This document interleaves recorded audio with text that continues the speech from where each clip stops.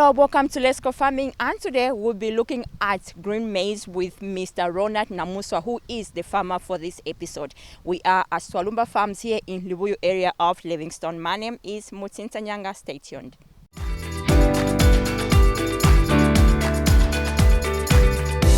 Let's now join the farmer for today, Ronald Namuswa, as he takes us through the process of his green maize farming. Hello viewers, I'm Ronald Namuswa, a small-scale farmer practicing furrow irrigation, and I grow a variety of crops. I grow maize, I grow rape, and at the moment I have impua and intercropped with maize. We practice furrow irrigation for easy irrigation so that water can flow nicely and for easy water retention in the furrows. This one helps us so much in the sense that we are entering the hot season, and the hot season is not good for the crops. So when water is in the furrows, water retention is very good. I plant maize in stages, and what you are seeing now is almost 1 month old. We have already applied basil dressing, and we are applying also crow manure. But this crop is intercropped with the eggplant. Impua. We have planted impua, but the maize, the main purpose of the maize is to provide the shade so that there will be no loss of moisture as we are getting into the hot season. And we also apply crow manure, and this is what I'm doing now. Crow manure is applied per plant. Just plant by plant, a handful is enough. Just like that. So you continue until the whole plot is covered. Crow manure is applied to our maize and impua because it's very good. We are trying to, crow manure enhances the soil fertility.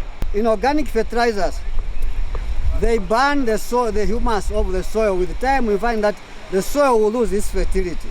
So we try to at least compensate what may have been lost over time.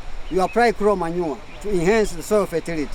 After we have applied the manure, we bury it using a fork, a garden fork. This is how we do it. So we are burying the manure so that it does not flow when you are watering.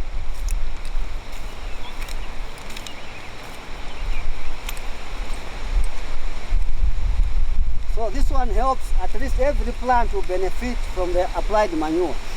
Nothing will be lost through the water flow.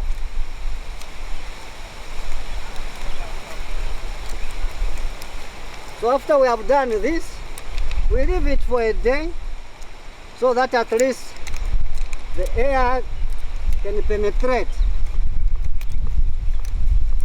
into the soil. Once the air goes into the soil, actually, the science which is there is, this air is a combination of gases. As it is a combination of gases, we have also nitrogen gas. When nitrogen gas goes into the soil, the science is that there are bacteria that will act on the nitrogen gas, converting it to nitrosomonas, and another bacteria will act it will convert it to nitrate, which is very good for the crop. Continue till the whole field is done. We do the aeration.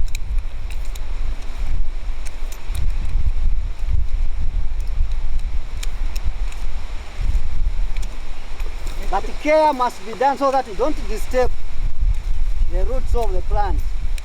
Once the roots are disturbed, you find that it will wither, because you want at least a day should go, or rather should pass without watering to allow the air to go into the soil.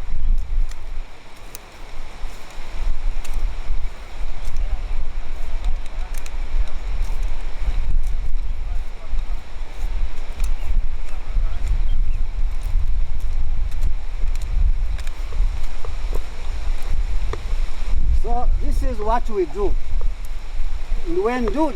When we do such a thing, your crops will be very healthy. We have a healthy plant, and why we do this also is to break the soil. Once the soil is broken, there's what we call a pan. It will allow the roots to go down nicely without being prevented by the hardness of the soil. So this is very important. At least after 2 weeks, you must do the aeration. When you are doing the aeration, you are also practicing removing the weeds.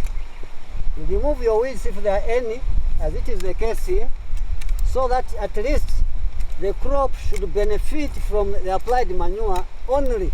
We're not applying also, rather feeding the weeds. The weeds will compete with the crop, so at least the crop should only benefit, not the weeds. Our target is the crop. Weeds, we don't need them. So your field must be clean of the weeds so that at least you maximize production. So I'm continuing with the weeding and aerating at the same time. Make sure the weeds are removed so that they do not grow after you have watered. And you remove all the debris from the fallow. Just like that. And when you do this, your crops will enjoy. Just the way we take care of our children, this is the way we should take care of our plants. A plant likes being taken care of. Every farmer must look after the crops very well, just the way we look after our families. By so doing, you are going to enhance your production. Even the harvest can be very good. But if you neglect your crops, the harvest will be compromised. So each and every, after two weeks, you have to do the aeration.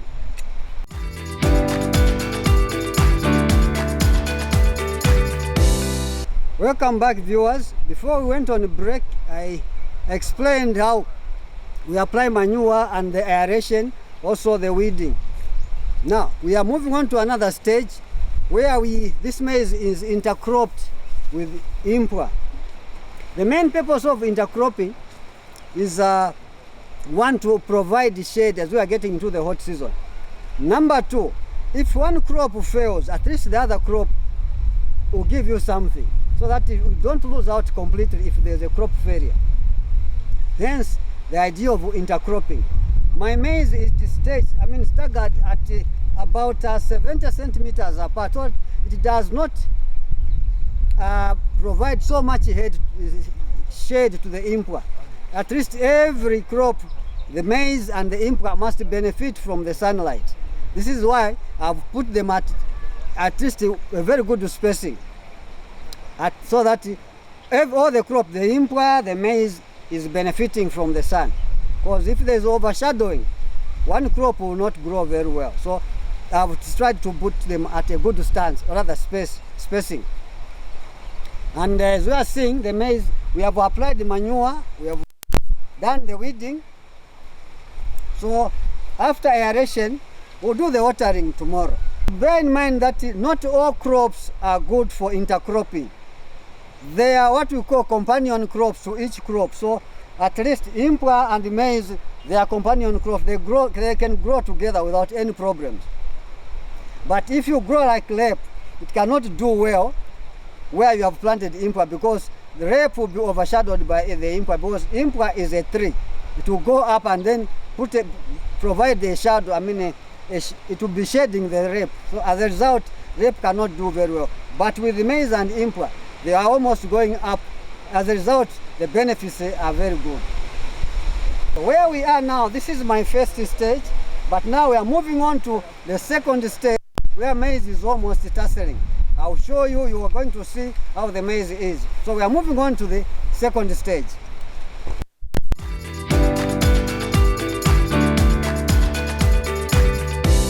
Welcome back to our second stage of our crop. Before we went on a break, I explained on the first stage of the crop where we intercropped maize and impua. And also I explained the benefits of furrow irrigation and intercropping. in the sense that when you intercrop, if one crop fails, at least the other crop would at least give you something. This maize is 3 months old from the day of planting. And let me tell you one thing, the good thing about growing maize.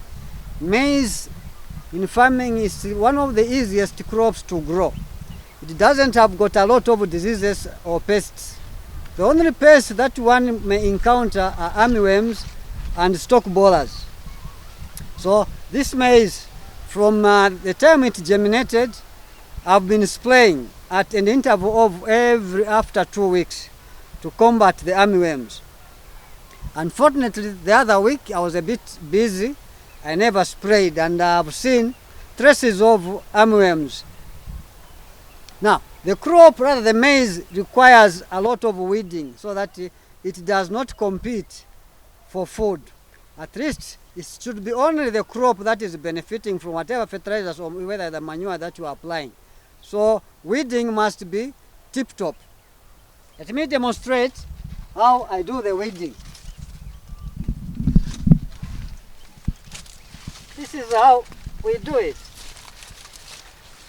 This using a garden fork.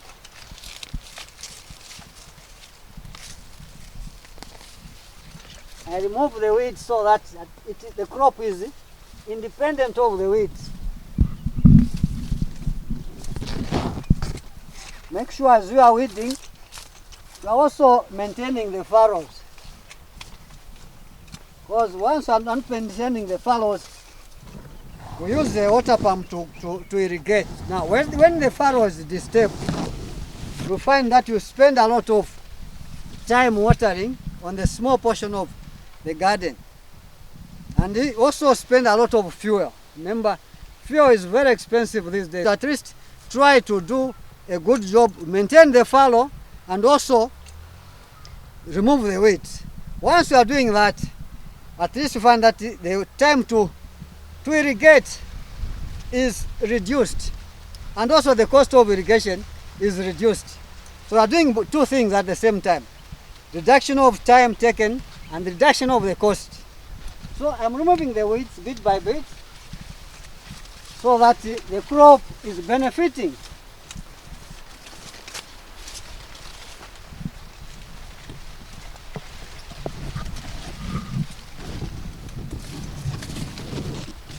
Maize farming is very beneficial. At the moment, actually, one cob, if one is to go on the market, fetches from about 5 kwacha to 80 kwacha.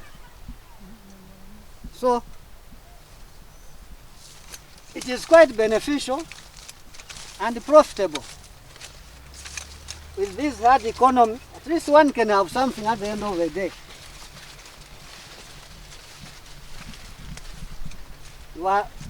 You must be doing something, not our president has encouraged us, if you are a worker, you must find something that can give you another salary.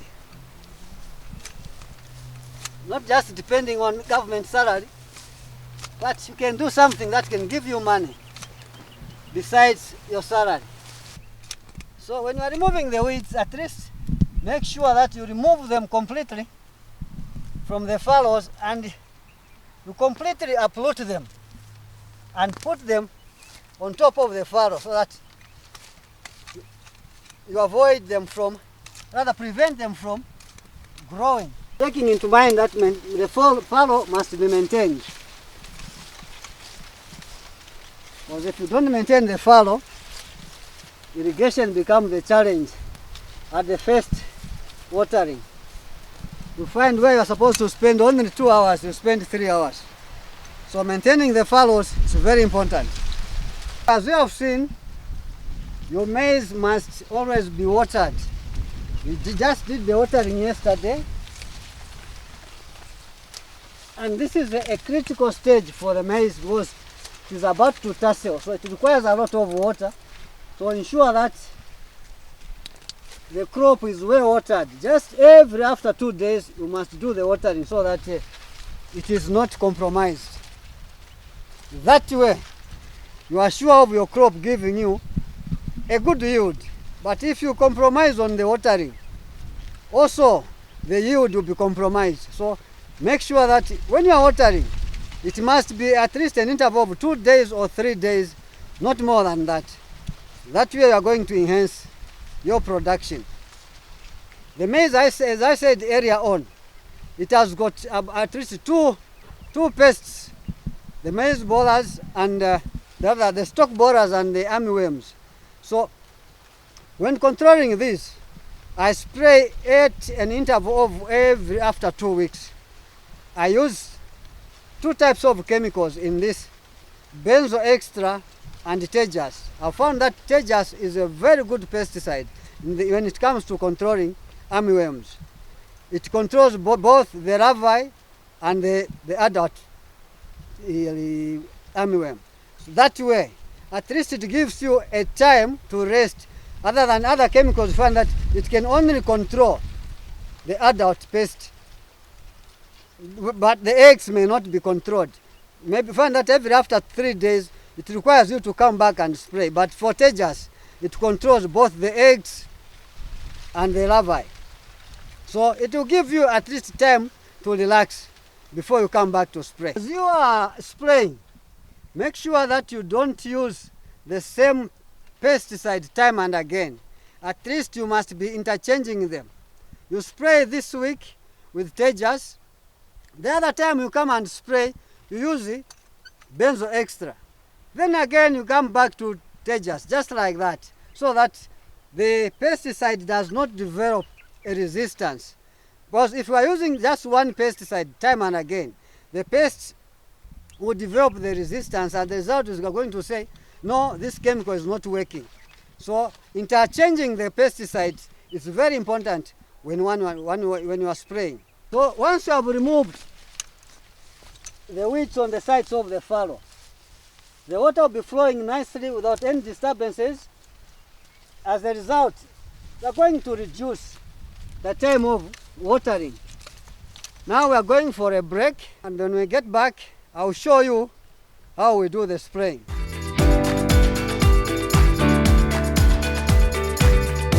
Come back.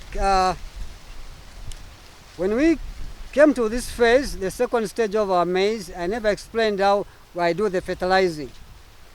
I applied basil dressing just after emergence, when the maize germinated. Then 21 days from the day of planting, I applied a mixture of D and urea.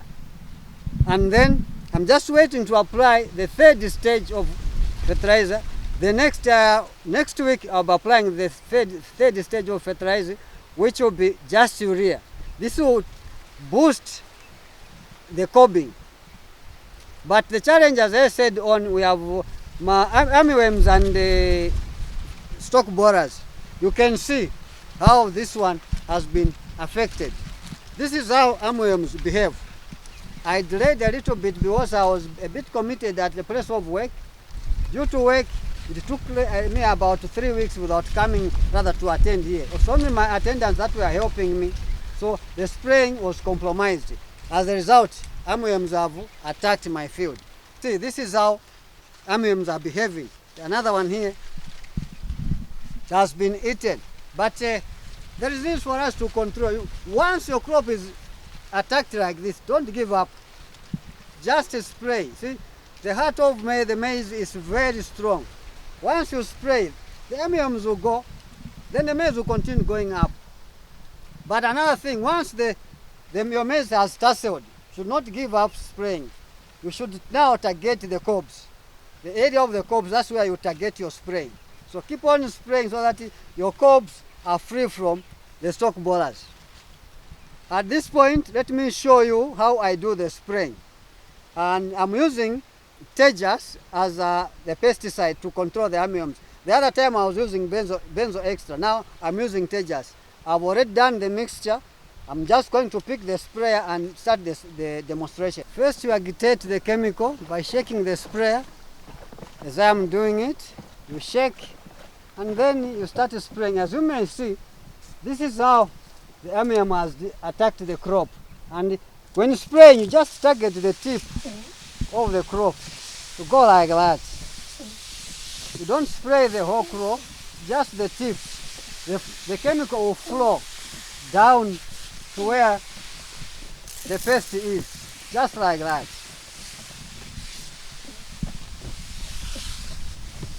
So just target the tips, then the chemical will flow down, because now we are just targeting the armyworm to go down. So don't have to spray the whole crop, the whole plant, no, just the tip like that. The pesticide will flow.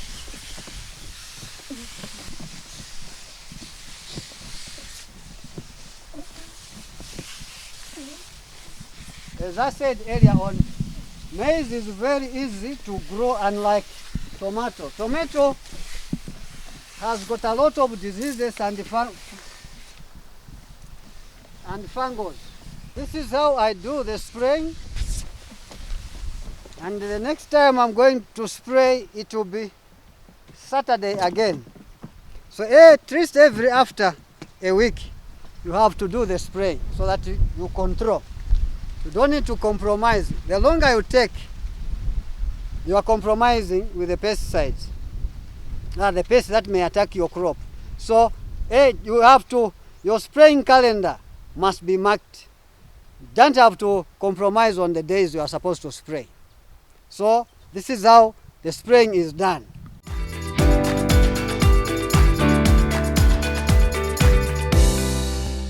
Up next is the last stage of Mr. Namuswa's maize growing. Stay tuned.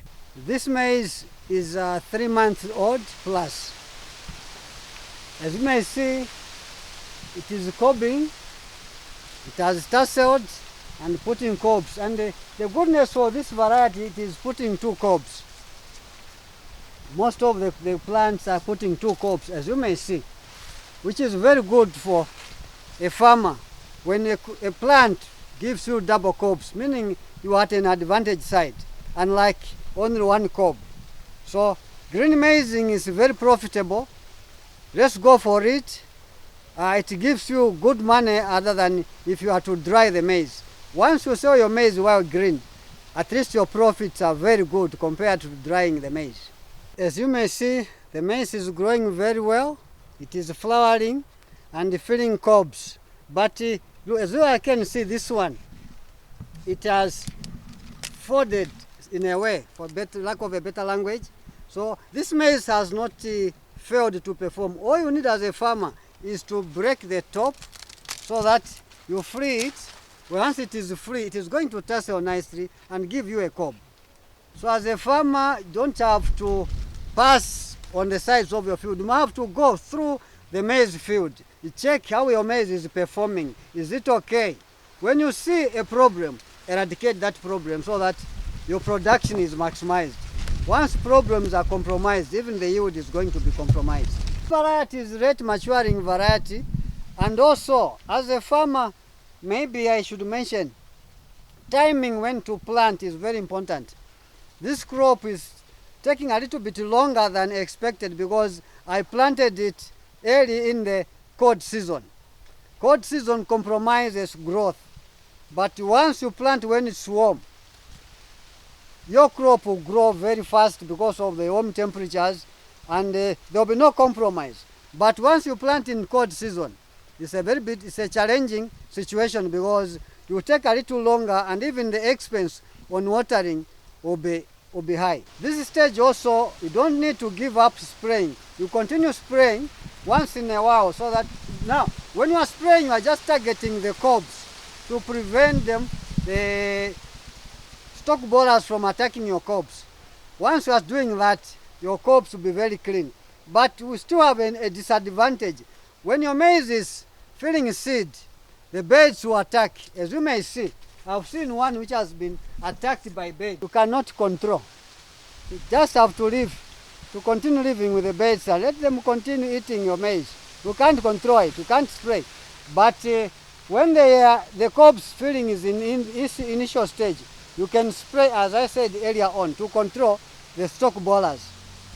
This is the way I do my farming. I will encourage my fellow civil servants. I'm a civil servant, but I spend my time, free time, in the garden doing this type of a job. Thank you very much. All right, thank you so much, sir. So before we go, we have learned quite a lot on how you do your farming. Before we go, what are the benefits and also the disadvantages in farming? What have you found in farming? Farming is a business. You don't need to compromise. Once you go for it, you have to find ways of controlling the weeds, controlling the pests, so that don't lose out. Thank you so much, sir. Most welcome. Have a lovely day. All right, I'm sure viewers, you are following every step and every process on how to do green maize. Thank you so much for watching. Till next time, my name is Mutsinta Nyanga.